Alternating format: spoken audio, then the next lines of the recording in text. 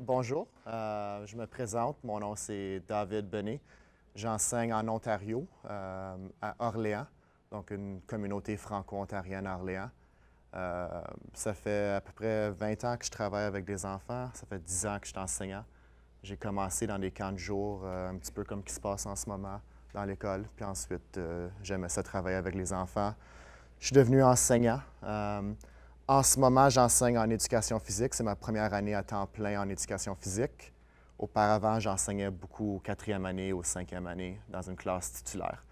Donc, toutes les initiatives que je vais vous présenter aujourd'hui, c'est des idées concrètes de comment améliorer le bien-être des élèves, des enfants, sans non plus nécessairement perdre du temps en salle de classe. Ça, c'est la plus grosse contrainte des gens. Mais si je fais ça, qu'est-ce qui va arriver à mon français puis mes mathématiques?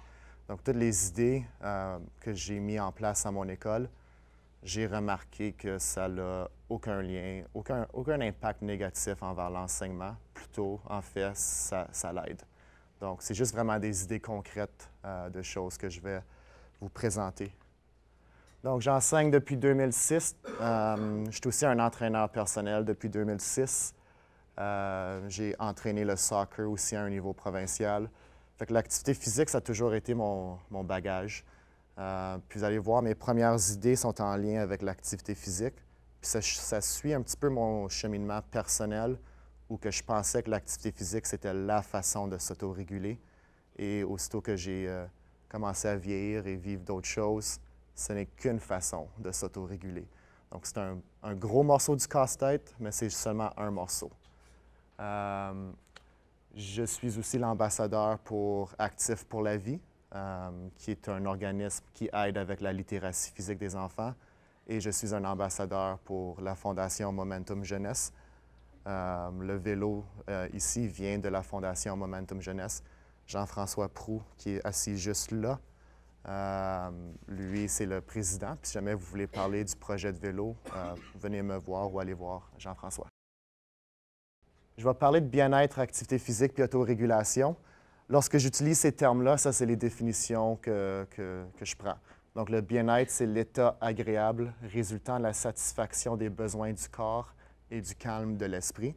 Donc, lorsque je parle de bien-être, ça, c'est la définition que j'utilise. L'activité physique, c'est vraiment le mouvement du corps. C'est pas juste de faire de l'exercice puis transpirer. C'est vraiment le mouvement du corps de façon générale. Et l'autorégulation, c'est le processus par lequel les élèves maîtrisent leurs pensées, leur comportement, leurs émotions. Donc, ça, c'est les trois définitions que j'utilise. En Ontario, on a une belle petite image pour le bien-être de l'élève. Puis ça, je trouve que c'est important parce qu'auparavant, je trouve qu'on se concentrait sur le cognitif puis un peu le physique, avec l'éducation physique. Mais là, je trouve que n'importe qui travaille avec des enfants, si on veut améliorer leur santé, il y a plus que le cognitif puis le physique. Tu as tout l'émotionnel. Si un enfant arrive à l'école puis il y a eu une chicane à la maison avec sa maman, il ne va pas apprendre. Du moins, il va apprendre un petit peu moins.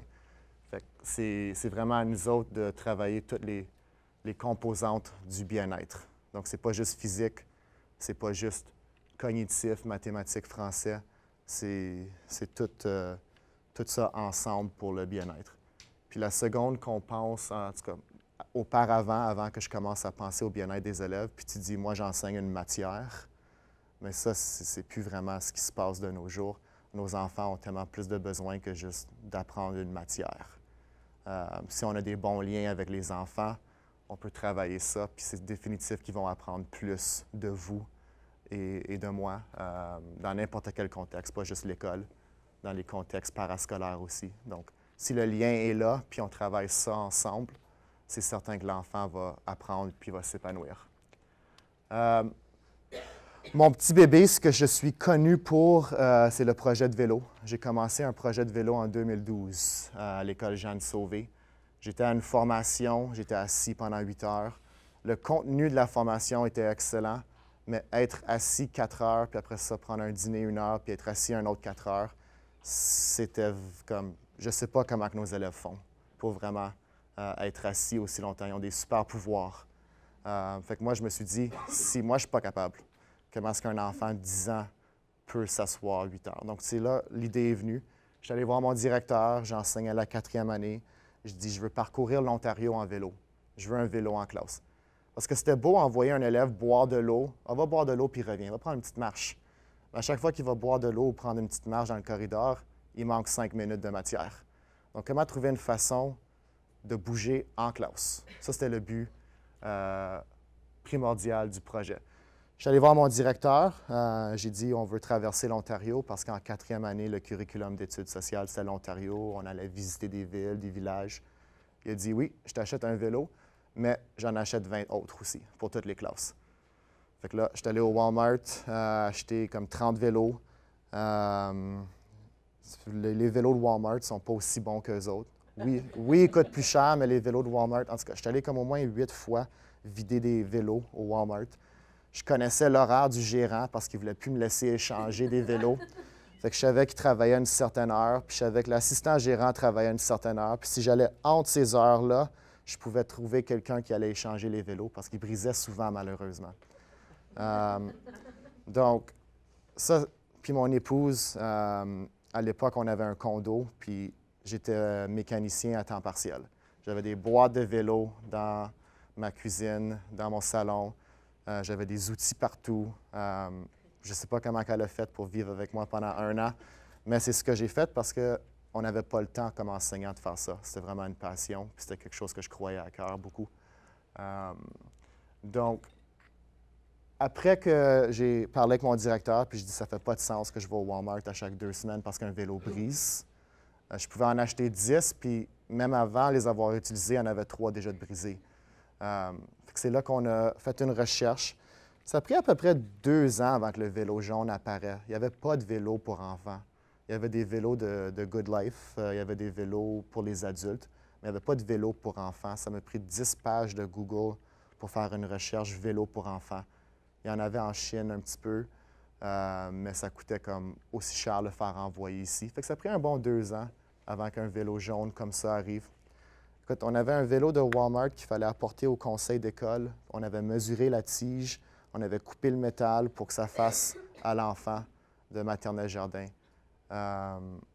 Donc, ce vélo-là coûte plus cher, mais il y a beaucoup plus de bienfaits. Je vais vous présenter une petite vidéo de 2 minutes. C'est la 3e année, je pense, qu'on avait les vélos en classe. Fait que tu peux voir comment que ça a de l'air. C'est un petit peu un aménagement flexible, pas au maximum de ce que l'aménagement flexible peut être. C'est ce que moi, je suis confortable avec, selon les besoins de mes élèves aussi.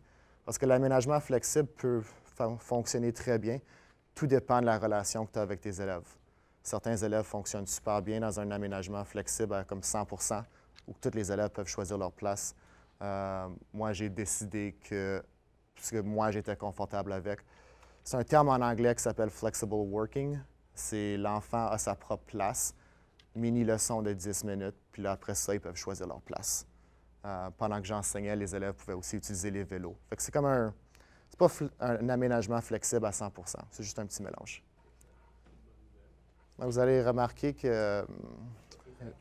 Oui, c'est ça, ma classe, il n'y a pas un mot. Les élèves portent des vêtements de hawaïennes, mais c'est juste une journée thème. Il y a 3 ans, il y avait quelques élèves qui participaient rarement en classe, qui étaient assis sur leur chaise.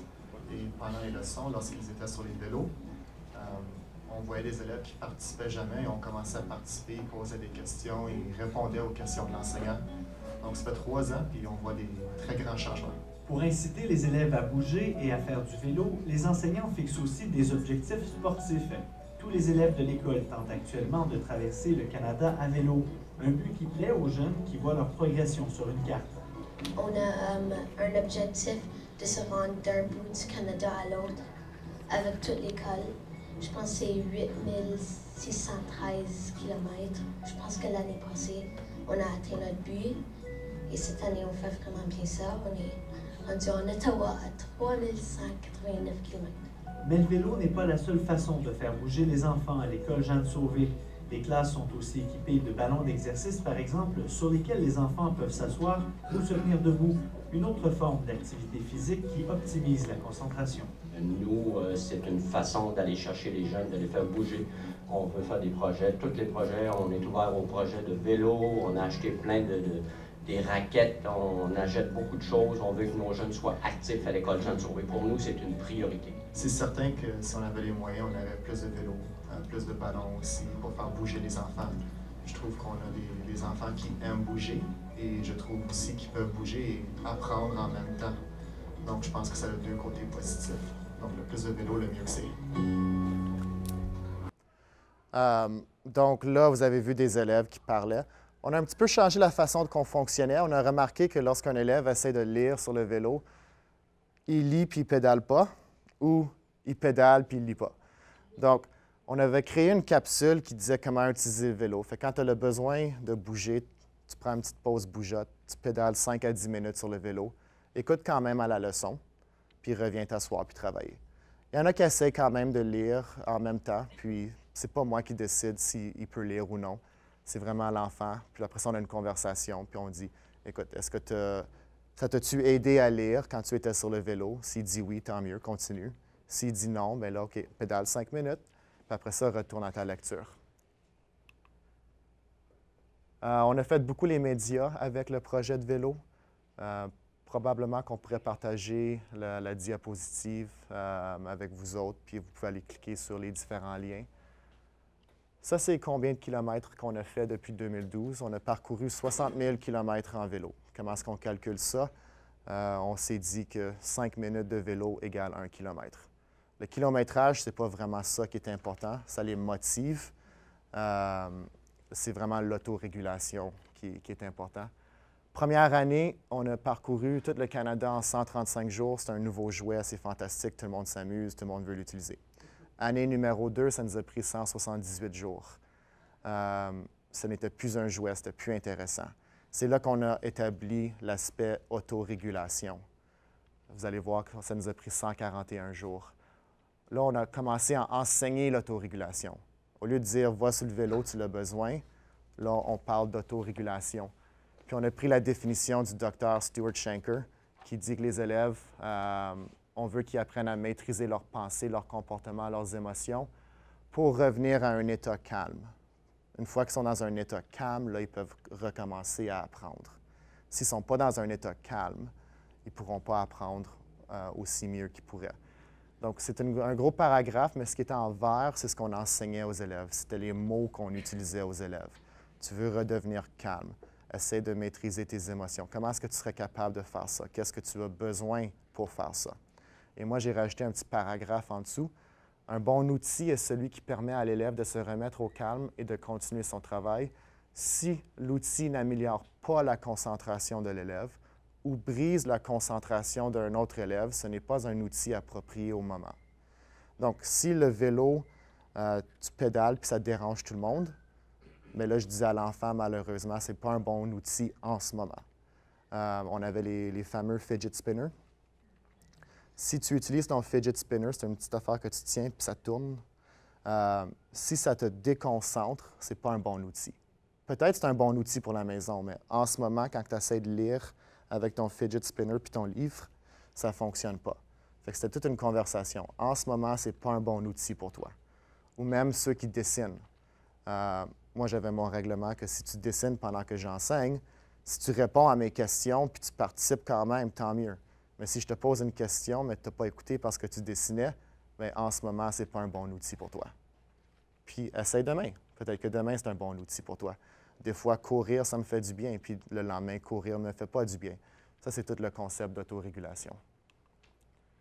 Ça, c'est ma nouvelle salle de classe que j'avais l'année passée. Ça m'a pris 3-4 ans à tout ramasser mes meubles. C'était une salle de classe qui était plus grande que la norme. J'avais des différentes zones. J'avais une zone pour les introvertis, où c'est qu'il y avait des sièges comme ceci, où que les enfants pouvaient aller s'installer, mettre des coquilles pour travailler. J'avais une zone communautaire où que les gens pouvaient aller s'asseoir à une table puis travailler ensemble.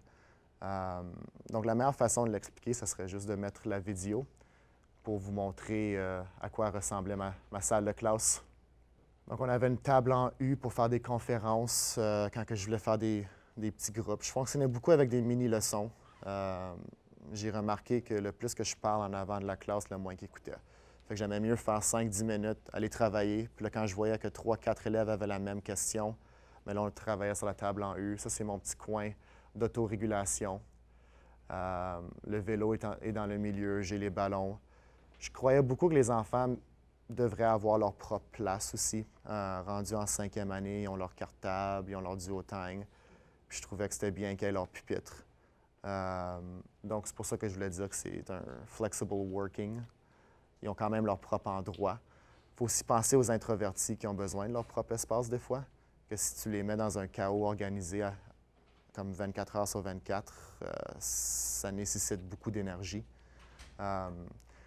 J'ai commencé à penser à ces différentes choses-là, d'intégrer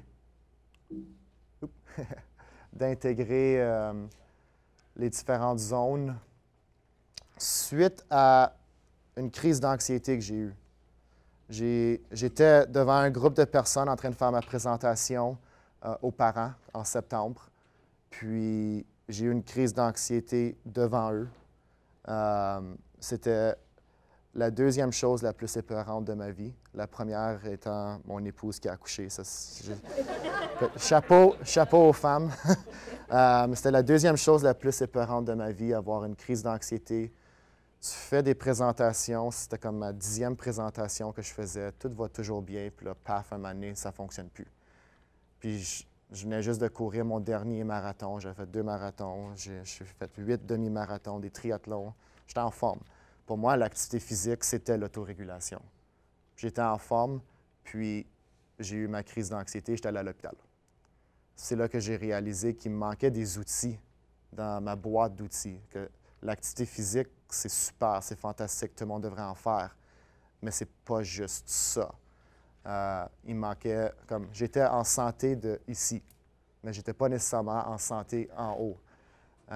Puis avec la thérapie, puis avec des psychiatres, puis avec des psychologues, j'ai réalisé que je courais pour m'auto-réguler, mais il me manquait d'autres choses. Il me manquait l'émotionnel, le social, le cognitif, ça allait, le physique, ça allait, mais il me manquait des sphères dans ma vie. Puis on s'est mis à dire, bien, si l'activité physique ne fonctionne pas pour un élève, ne veut pas aller sur le vélo. Pas tout le monde veut pédaler 5 minutes à fond sur un vélo. Moi, mon épouse a fait des dessins mandala, moi je courais. Si elle courait, puis moi je faisais des dessins mandala, on serait stressé. Comme moi, m'asseoir, dessiner, oublie ça. J'aime pas ça. Je l'ai essayé, mais j'aime pas ça. Elle allait courir 3 heures pour s'entraîner pour un marathon, oublie ça, elle serait stressée. Donc, chaque enfant, chaque être humain a sa propre façon qui peut changer à tous les jours. Donc là, on a commencé à penser à une façon d'aller chercher les autres élèves qui n'aiment pas pédaler pour s'autoréguler. Donc, premièrement, il fallait avoir une communauté qui accepte ça. Donc, une de nos éducatrices en habileté sociale a pensé à établir une communauté dans notre salle de classe. On est une mini-communauté. On veut être inclusif, bienveillant et sécuritaire. Si tu as une communauté bienveillante, inclusive et communautaire, mais là, tu as des enfants qui se sentent mieux. On se parlait souvent. On prenait un bon 20 minutes à chaque jour de juste jaser. Puis là, il y a des enseignants qui disent, mais comment tu passes ton curriculum? Jaser, c'est communiquer. Communication orale, c'est du français. Donc, il y a tellement de façons de naviguer pour que ça ait des bienfaits pour les élèves. Fait qu'on jasait. Puis des fois, c'est moi qui abordais un sujet. Puis je disais, écoute, hier, quelque chose est arrivé, j'aimerais qu'on en parle. Soit positif, soit négatif, soit constructif. Ou des fois, on faisait juste s'asseoir, on regardait notre voisin, puis on lui donnait un compliment. Puis c'était pas comme « tes cheveux sont beaux ». Je disais aux élèves, OK, tu peux dire ça, c'est correct de dire que les cheveux à quelqu'un sont beaux, mais je veux qu'on aille un petit peu plus loin pour que notre communauté se sente bien. Ensuite, on a pensé à un coin de yoga. Des fois, le yoga était dans le corridor. Des fois, il était dans ma salle de classe. Je vais juste vous montrer une petite minute de la vidéo. C'est 3 minutes. On a fait beaucoup de capsules avec notre mascotte pour enseigner l'autorégulation aux enfants. C'est le fun d'avoir du yoga puis du vélo, mais si tu ne sais pas quand l'utiliser, pourquoi l'utiliser, comment l'utiliser, c'est difficile de t'autoréguler. C'est juste pour montrer comment que... Fait qu'on a fait des capsules de pourquoi, comment utiliser le vélo, le yoga, des ballons. Ça, c'était mon ancien directeur. Puis ça ne coûte pas grand-chose, c'est juste du temps. Mais je te dis que ça vaut la peine. Parce que quand tu as une classe qui fonctionne bien, qui se sent bien, tu peux apprendre beaucoup mieux. Fait que, au lieu d'investir du temps dans le négatif puis dire arrête de faire ça, fais pas ça, arrête, tu déranges, tu investis ton temps dans le positif. Donc ça, c'était dans le corridor. Ça a coûté 20 $ pour les cartes de yoga, mais ça aurait pu facilement être gratuit. C'est des lettres de l'alphabet, A à Z. L'enfant peut épeler son nom, il peut les faire les 26. Puis moi, je me disais que si l'enfant prend 5 à 10 minutes à faire du yoga et revient, puis travaille mieux, ça vaut la peine le 5 à 10 minutes à investir. Mais s'il est pris dans la classe, dans un chaos, puis il travaille à 50 % parce qu'il n'est pas autorégulé, c'est mieux qu'il prenne son petit 5 à 10 minutes, retourne dans le corridor, fais ton yoga, puis reviens travailler à 80 ou 100 %. Donc, depuis que j'ai mis toutes ces choses-là, je n'ai pas avancé plus loin dans mon curriculum que j'avançais avant. J'avance au même rythme. C'est juste que nos minutes qu'on travaille sont beaucoup mieux qu'avant. Là, je l'ai dans mon gymnase. Je fais des stations, puis le coin de yoga est dans mon gymnase. Puis ça fait partie des activités qu'on peut faire. Ça, c'est nos lettres. J'ai demandé à des élèves qui aimaient ça dessiner. Fait que c'était comme... Ils faisaient de l'autorégulation pour permettre d'autoréguler plus tard. Fait qu'ils dessinaient les bonhommes. Ils ont trouvé tous les différents teints de beige, de brun, de noir, puis ils ont tout mis ça parce qu'on est une école publique multiculturelle, puis ils voulaient s'assurer que tout le monde soit représenté. Fait que j'ai trouvé ça pas mal intéressant. Ensuite, il y a 2 ans, on a eu une nouvelle directrice, puis elle aussi, elle aimait ce concept-là. Puis là, on s'est dit, Jeanne Sauvé, c'est une école qui bouge beaucoup, mais est-ce qu'on est capable de relaxer aussi? Parce que la vie, c'est pas toujours de bouger, bouger, bouger, c'est de relaxer. Donc, on a fait une minute du bien-être. Tu peux le mettre, je vais parler en même temps. C'est une minute où que tout le monde dans l'école arrête. Elle met une chanson zen, un petit peu comme qu'on a entendu. Tout le monde doit arrêter pendant 1 minute, puis on fait absolument rien. Très difficile de faire rien. Penser à rien. Se concentrer sur sa respiration, c'est un apprentissage. Certains groupes permettent les enfants de dessiner puis de lire. Il y en a qui disent vraiment on ne fait rien, mais c'est une minute de bien-être où que tu penses à toi. La prochaine étape serait de rajouter une intention avant de faire la minute du bien-être. Donc, quelle est ton intention? Veux-tu être une meilleure personne? Veux-tu aller à la maison puis aider maman à faire quelque chose? Veux-tu être un meilleur ami? Veux-tu aider quelqu'un en besoin? Donc, de rajouter une intention à notre minute du bien-être, ça serait la prochaine étape. C'est beau. Tous les jours. On a augmenté de 1 minute, on est rendu à 10. Ouais. 10 minutes par jour, on a une petite musique. Aussitôt que les élèves rentrent de la récréation, du dîner, la musique commence.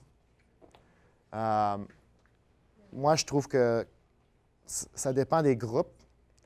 J'aimerais ça avoir une école où que la minute du bien-être serait l'enfant ou l'adulte qui choisit lorsqu'il l'a besoin. Tu sais, comme genre aller dans un petit coin, tu mets des écouteurs qui annulent la musique, qui annulent le bruit, puis c'est à cause que là, l'enfant l'a besoin à ce moment-là. C'est dur de faire de l'autorégulation dans un groupe, parce qu'on est tous différents. Cette idée-là aussi d'autorégulation, ça peut être aussi simple que tu laisses tes enfants choisir quand ils mangent leur collation. Qui est l'adulte à décider quand un enfant a faim? C'est juste une différente pensée. Dans ma classe, moi, je laissais les enfants manger pendant que j'enseignais. Je voulais juste pas entendre des petits papiers pendant que j'enseigne, mais si tu as faim, vas-y, mange, en autant que tu écoutes. Donc, c'est un concept qui développent l'autorégulation, mais qui ne dérangent pas le groupe.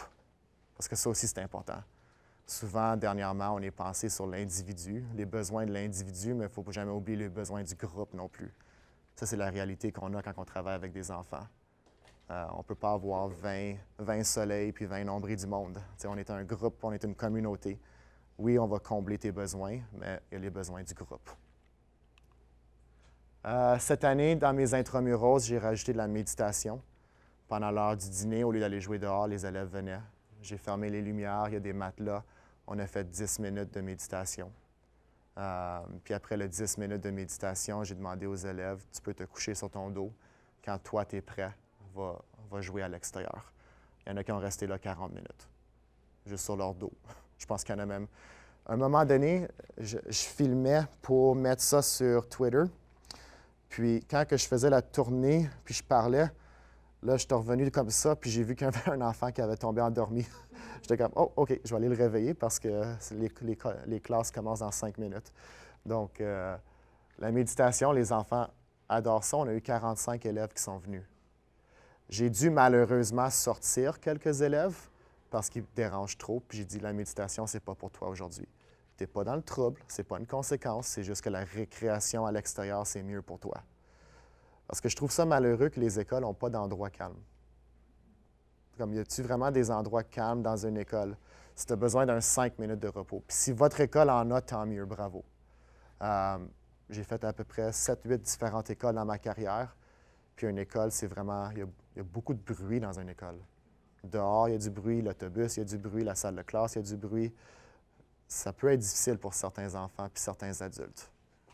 Donc, la méditation, c'était ça. C'était un endroit calme. Puis je disais aux élèves, si tu es capable d'être tranquille, tu peux venir. Si tu n'es pas capable, essaye. Ça se peut que je te demande de sortir.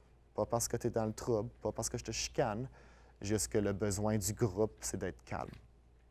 Donc, ça a bien fonctionné. Comme je disais, on est une école en action. On trouve plein de façons de bouger. On fait venir et du grimpe, on a fait des cours de hip-hop. Moi, je marchais à tous les matins avec mes élèves. On a une petite forêt comme ça en arrière, on a un cratère, on faisait le tour. 5-10 minutes avant de commencer nos cours. J'ai pas avancé moins vite dans mon curriculum en faisant ça. Mais ce qui est arrivé, c'est que j'ai appris à connaître mes introvertis. Les élèves qui ne parlent pas en classe, ils me jasaient ça pendant 15 minutes. Ils prenaient des cours d'équitation, faisaient ci, faisaient ça, des choses que je n'aurais jamais appris dans un grand groupe. Puis il y en a qui couraient pendant notre club de marche, parce que ça, c'était leur besoin. Ma mission cette année, c'est les intramuros. Ma directrice m'a mis en éducation physique pour avoir plus de temps de faire des intramuros. Les intramuros, c'est un endroit que les enfants viennent pour faire du sport ou de l'activité physique pendant l'heure du dîner. C'est gratuit, ça ne coûte rien, ça fait juste coûter du temps d'un enseignant, mais elle a mis mes temps de gestion après les dîners. Donc, je mange après le dîner. Fait que moi, j'ai garde occupée, puis j'aime ça. De toute façon, c'est un investissement parce que quand tu joues avec un enfant, ensuite, tu as moins de discipline à faire plus tard. C'est un investissement. Tu parles leur langage, tu joues avec eux. Puis on a continué l'aspect communautaire de bienveillant, inclusif, sécuritaire. On a créé un partenariat avec Sport Pur. Sport Pur, c'est un organisme qui veut que l'activité physique soit positive. Fait qu'ils ont des valeurs qu'on suit. Fais ton mieux, aide ton prochain. C'est toutes des valeurs de Sport Pur. Là, c'est un petit peu petit, mais je pense qu'on va partager la diapositive. J'ai fait un sondage avec mes élèves parce que j'étais rendu un petit peu tanné que les seules personnes qui faisaient du sport, c'était ceux qui étaient choisis pour les équipes sportives. Puis tu choisis comme 14 élèves, puis après ça, ils vont participer au volleyball, mais tu en as comme genre 80 qui ont essayé pour l'équipe. Donc, le seul temps qu'ils jouaient au volleyball, c'était en éducation physique, puis pendant 2-3 essais. Je trouve que c'est un modèle archaïque pour une école élémentaire. Pourquoi qu'une école élémentaire cible 14 élèves pour aller à un tournoi sportif? À Ottawa, on est chanceux, notre communauté a beaucoup de sport. Donc, on a décidé de faire des intramuros. Puis, au lieu de choisir 14 élèves pour aller à un tournoi de volleyball, on fait quand même le tournoi, mais on fait des intramuros pendant 1 mois. Puis ensuite, je choisis mes élèves. Cette année, j'ai choisi 128 différents élèves à participer au tournoi. Dans le passé, c'était souvent les 14 mêmes élèves qui faisaient le tournoi. C'était les meilleurs joueurs de hockey, les meilleurs joueurs de soccer, puis les autres jouaient au basket, puis au volley, puis faisaient l'athlétisme.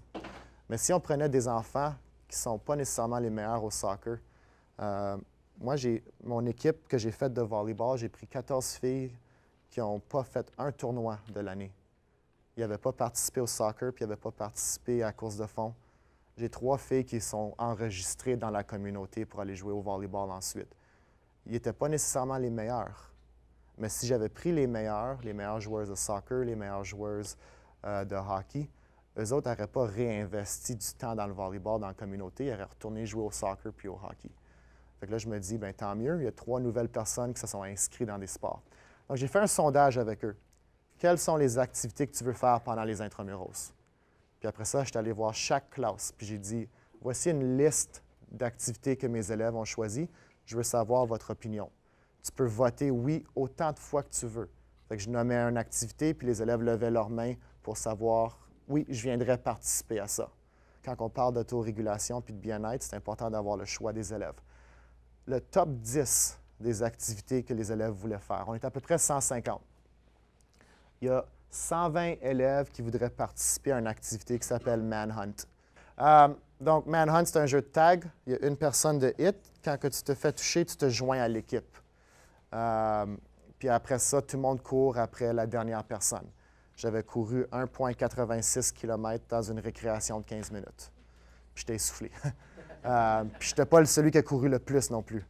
Après ça, du parkour lors de déplacements. Parkour? Oui, excuse, franco-ontarien.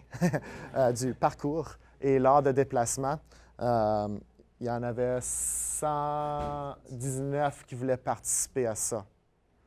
Puis là, le top 10, c'est toutes des activités qui ne sont pas nécessairement des sports traditionnels. Ça en dit beaucoup. Que rendu en 5e année, l'enfant qui aime le soccer a déjà choisi qu'il aime le soccer. Puis en 5e année, celui qui n'aime pas le soccer, il n'aime pas ça. Fait que même en éducation physique, il n'aime pas ça. C'est juste, ça a déjà été choisi. Donc, le top 10 n'est pas vraiment des sports traditionnels. J'ai mis à côté le top 3 des activités sportives qu'on offre en format tournoi. Soccer, volleyball, basketball. Ça n'a pas fait le top 10. Donc, pourquoi est-ce qu'on se concentre tellement sur ces sports traditionnels-là, qui sont corrects? Si ça, c'est ta façon de faire de l'activité physique, tant mieux. Moi, j'adore ces sports-là. Mais nos enfants, c'est pas parce que moi, l'adulte, aime ça, que l'enfant aime ça. Donc, nos intramuros, on va chercher plein de différentes choses. Hier, on a fait une séance de dessin mandala pendant nos intramuros. J'avais 40 enfants qui sont venus dessiner à la bibliothèque. Avant hier, on avait quelqu'un de la communauté qui est venu faire du Muay Thai, qui est un art martiaux thaïlandais, un petit peu comme du kickboxing. On a eu 25 élèves qui sont venus là. Puis là, on se dit 25, c'est pas beaucoup. Mais là, j'ai commencé à regarder les 25 qui étaient là, qui ne viennent jamais aux intramuros parce qu'ils ne veulent pas faire du volleyball puis du basket. On a eu du tai chi. On avait juste eu 10 élèves, mais encore 10 élèves qui iraient dehors s'asseoir pour lire un livre. Nos plus populaires, là, on fait du patin. On a comme 75 élèves qui patinent sur la patinoire pendant l'heure du dîner. On a eu du volleyball. On avait 104 élèves qui faisaient du volleyball pendant les heures du midi. Ensuite, j'ai choisi mon équipe pour aller au tournoi, mais on a fait un bon 3 semaines de volleyball avec 100 élèves. Prochaines étapes, travaillons ensemble, créons des partenariats et échanger nos pratiques gagnantes. Je suis certain que n'importe qui ici pourrait être à ma place puis partager leurs pratiques gagnantes. 100 degrés, ce qu'ils font, c'est fantastique. Je pense que pendant mon congé de mars, je vais regarder comme 5-6 différentes conférences. Il y a des conférences comme en ce moment qui sont super intéressantes dans d'autres parties du Québec. La Fondation Momentum Jeunesse, si vous voulez parler avec Jean-François après, il travaille fort pour mettre des vélos dans des écoles qui n'ont peut-être pas les moyens. Il y a des nouvelles initiatives en santé mentale qui s'en viennent avec la Fondation Momentum Jeunesse. Actifs pour la vie, il y a des ressources gratuites pour la littératie physique, comment intégrer le mouvement en salle de classe. J'ai vu, il avait fait une course à obstacles dans une classe de maternelle. Les faire bouger, les faire apprendre. Puis je veux juste conclure avec une citation de mon livre préféré. Tu deviens responsable pour toujours de ce que tu as apprivoisé. Donc, nos élèves, on les a apprivoisés, nos enfants. C'est notre responsabilité de prendre soin d'eux. Merci beaucoup.